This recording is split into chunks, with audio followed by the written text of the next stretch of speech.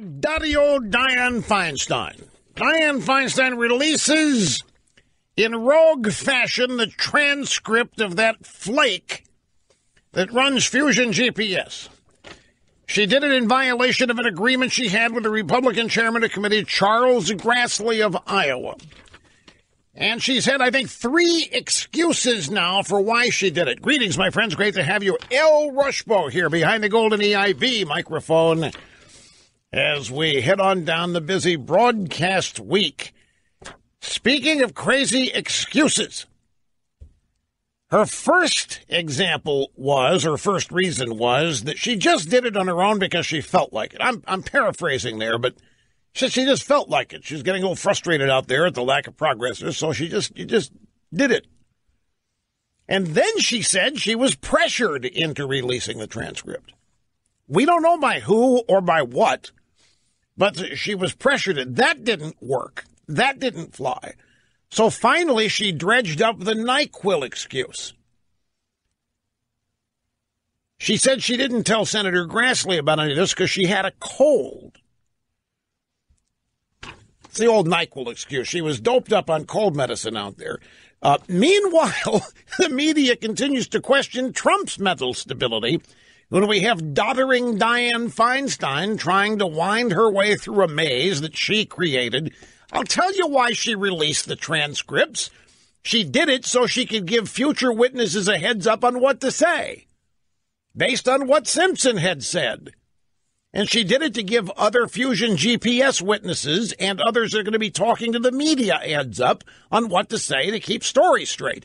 The bottom line is the dossier story is falling apart. And I'm telling you what we're getting closer to. We're getting closer and closer. And you know what? I'm going to change the audio sound bites. Mr. Broadcast Engineer, go grab number 20 and 21. Many of us have believed for I can't tell you how long that Trump dossier, the Steele dossier, what do you call it, was in fact used by the Obama administration to get a FISA warrant to spy on the Trump campaign and the Trump transition. And that will be, folks, if that is ever confirmed, we've got some people saying it's going to be confirmed next week.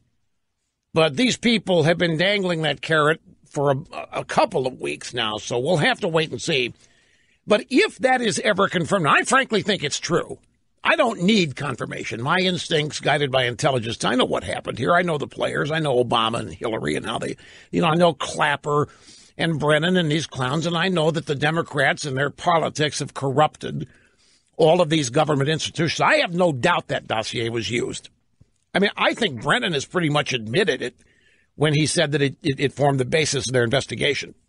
But if it's confirmed that a bought and paid for bunch of political opposition research, which turns out to be false, untrue, and made up, if that was used to secure a warrant to spy on a presidential candidate of the opposing party, that's going to be a bigger scandal than any you can dredge up.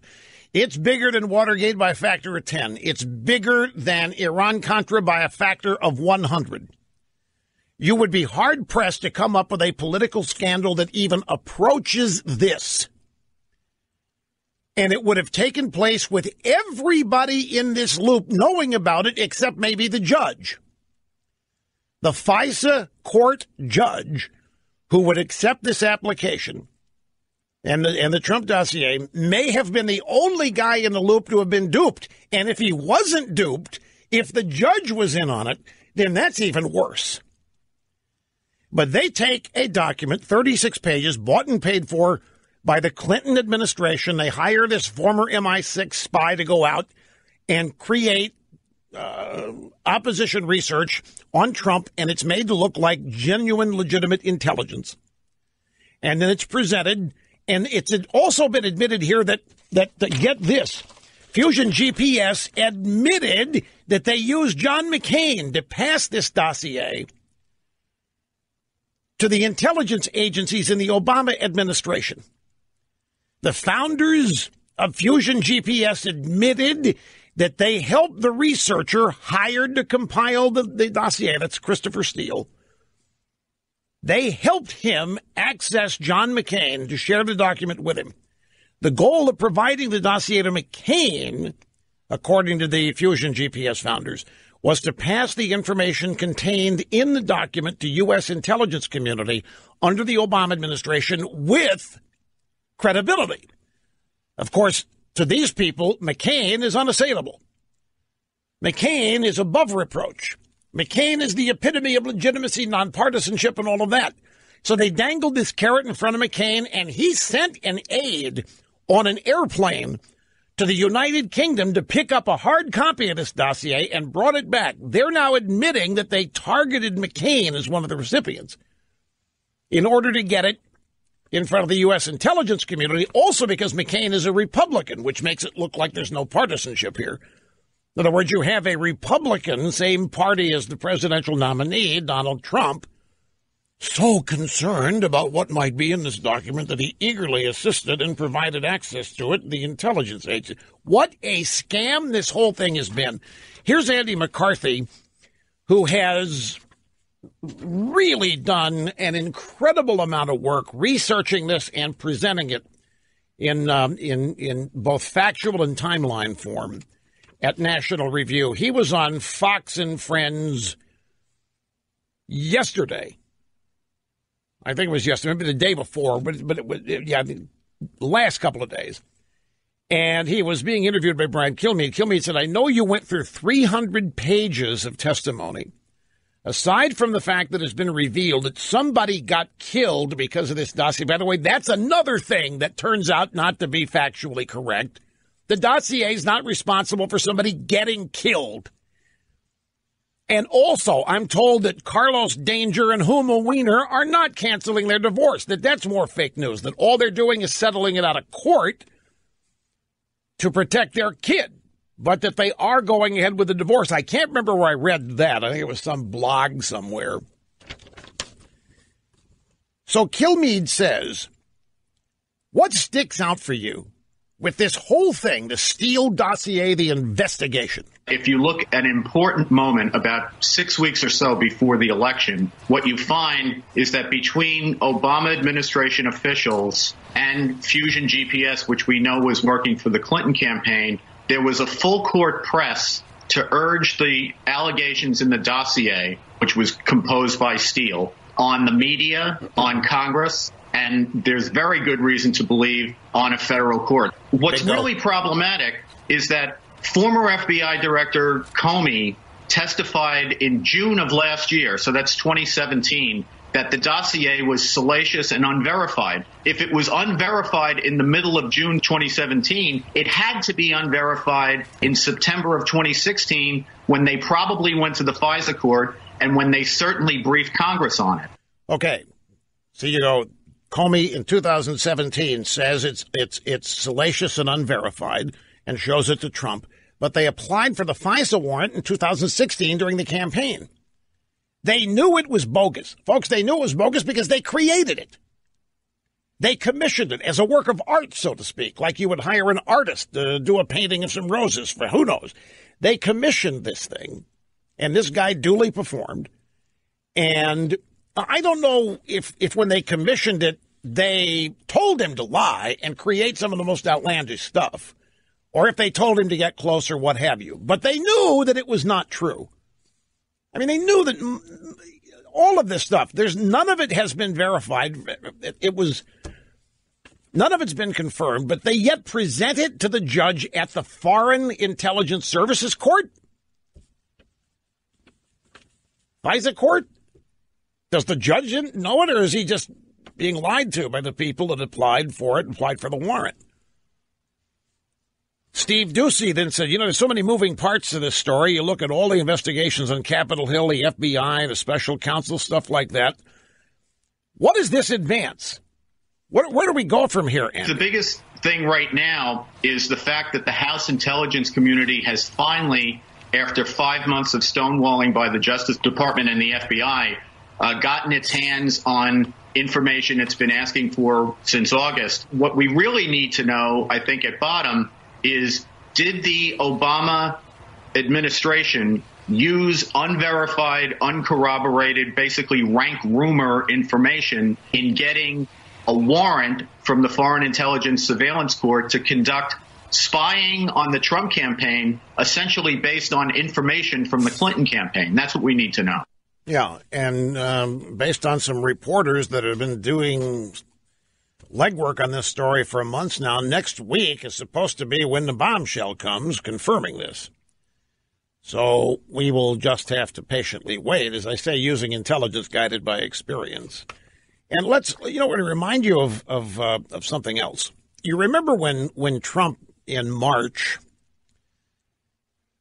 of, I think it was last year, 2017, sends out this tweet that alludes to the fact that his wires were tapped at Trump Tower. And remember, everybody laughed and made fun of him and said, "Why, you're kidding? What do you mean your wires were tapped? Are you trying to say that you were being spied on at Trump Tower?" Well, we do know that at one point, Trump moved his transition office from Trump Tower to his golf course property in New Jersey after a visit from the director of the NSA at the time, Admiral Mike Rogers. And so I think the president knows much more about this than he's announcing. He had his press conference yesterday where he mentioned 8 times that there was no collusion with Russia, that this whole thing is bogus. The drive-by media making fun of Trump for mentioning it 8 times. And CNN specifically says, this is really crazy. He denies it 8 times. This is weird. Why just one time would suffice? Why do you got to do it 8 times? And now they're using the mention 8 times to suggest that maybe Trump's guilty and is nervous about it, covering it up. My point is, I think Trump knows whether he certainly can know. He's the president, runs the executive branch. He can find out what happened with that FISA application, and he may have and he may know. And it may be why he's sounding more and more adamant and confident about this, because he may know. He may know that it was used to secure a FISA warrant to spy on his campaign and on his transition. But I'm just going to say again, if it's borne out, common sense right now, intelligence guided by experience tells us that that's what the Obama team was using this thing for, that they were spying. Now, it raises a question, because this is also true. Everybody on the Democrat side thought there was no way Trump was going to win. Right? Everybody believed that Hillary was going to win and win big. And so, given that, what are they doing spying on Trump? What would be the point? Well, for that, we go to Peter Strzok of the FBI, who said we need an insurance policy. Remember his paramour, the FBI agent with whom he was having an illicit sexual affair, heterosexual, so he's not totally cool. If it was a gay affair, man, they'd love the guy. But it was a heterosexual affair. And remember, they're in McCabe's office. At the time, he's a deputy attorney general. And they're speculating on the presidential race. And apparently Lisa Page had sent a message to her paramour, Peter Strzok, that there's no way Trump wins. There's no way. I've looked at this every way from Sunday. There's no way he wins. And Strzok replies, "I don't know, Lisa. I hope you're right, but we need an insurance policy." An insurance policy for what? People have been speculating, what does that mean? Insurance policy. Well, an insurance policy in case Trump wins. I mean, it's possible. So here we have all of this going on as perhaps the insurance policy for if Trump wins. And now we're watching the insurance policy we have been watching for over a year being implemented. The insurance policy is the investigation. The insurance policy is the FISA warrant secured with the use of the dossier. The dossier is in the news each and every day. Trump is now suing, Trump's lawyers are suing BuzzFeed for what? Defamation for publishing the thing. And that was another, BuzzFeed published this thing, and they admitted when they published it that they couldn't corroborate anything, that none of it was verified, but it was so important that you, the American people, had to know. So we're going to be keeping a sharp eye on this. As I'm telling you one more time, I try not to be too repetitive, but If indeed it is ever documented that all of this in that dossier was used to secure a warrant by the Obama administration, the Obama DOJ, the Obama intelligence communities, to spy, to surveil the Trump campaign and transition team, then, man, Richard Nixon becomes a choir boy. This is absolutely huge, and this is going to have people running for the hills and quaking in their boots. Now, remember, folks, that FISA warrant, forget, the dossier is bogus. Nothing verified. If they used that to surveil the Trump administration, collusion with Russia, it means they had nothing. They had zilch, zero, nada evidence on Trump collusion with Russia. None. If they used the dossier to get a warrant, or if they used it, they've been using it anyway, they've got nothing because the dossier is totally bogus. Now, stop and think of this, folks. Trump collusion with Russia. Think of how often you've heard that. Think of how many days in a row, how many months in a row, for a full over a year you've heard that. It's formed the basis of a special counsel investigation. There is this super secret dossier that everybody wanted you to believe confirmed it. We now know that dossier is bogus. There's nothing in it that's been verified. It's nothing but a bunch of salacious lies about Trump, and it's a bunch of factual assertions have been proven to be factually wrong and not even close. And after that, there's nothing. If that's what they used to go get a FISA warrant to spy on the Trump campaign to try to confirm this collusion, they've got nothing. Now, we've known, you and I have known, that this was all made up. It was a Democrat plan. The plan to hatch it was presented in one of the books that did a postmortem on the Hillary Clinton campaign. We have been led down the primrose path, one of the biggest hoaxes and scams of our lifetimes here. And how many news stories and television stories have there been attempting to convince the American people that this election was rigged and that Trump did it with Vladimir Putin and the Russians and Hillary should have been elected? Look at how hard they worked to cement that fact, loosely stated, in the minds of the American people. And we are learning that there is literally no substance behind that allegation, including the primary evidence used, apparently, to get a FISA warrant to spy on Trump. And if that was used to get the FISA warrant, it means that's the best they had. And that means they had nothing. They have absolutely no evidence. Now, this is not to say the Russians don't try to tamper in our elections, but so do the Chicoms, and so do the Norks, and so do the Cubans, and so does everybody else. And we do the same thing in theirs. Nobody's naive here. Nobody's saying the Russians don't try, but this is not about that. This is trying to say that Trump actively undermined the American electoral system to get elected and did it with one of our mortal enemies, and in the process denied the most deserving, smartest woman in the world her shot to be president. And that's just the added insult to injury. And it's all bogus.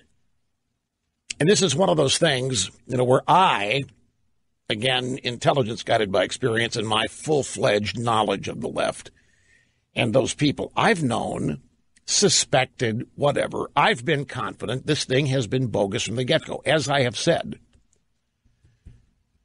But I've only been able to present it to you as an opinion that's rooted in ontological certitude nonetheless, but still if demanded to prove it, I couldn't have done that. I could just cite, who we're talking about here, and I could give you the bits of evidence that I've used to form my opinion, such as the plan to do this was announced in the Hillary campaign 24 hours after they lost. Remember the first Fusion GPS effort to derail Trump. At first attempt, they were hired by some Republican during the Republican primaries. Hillary was not the first. The Democrat National Committee was not the first bunch to hire Fusion GPS. They were the second. A Republican, or a series of them, hired Fusion GPS to try to wipe Trump out during the primaries.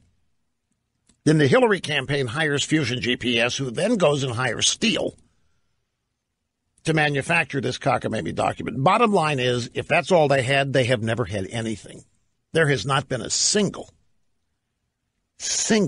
factual reference on which to base this investigation. It's just, it is phenomenal.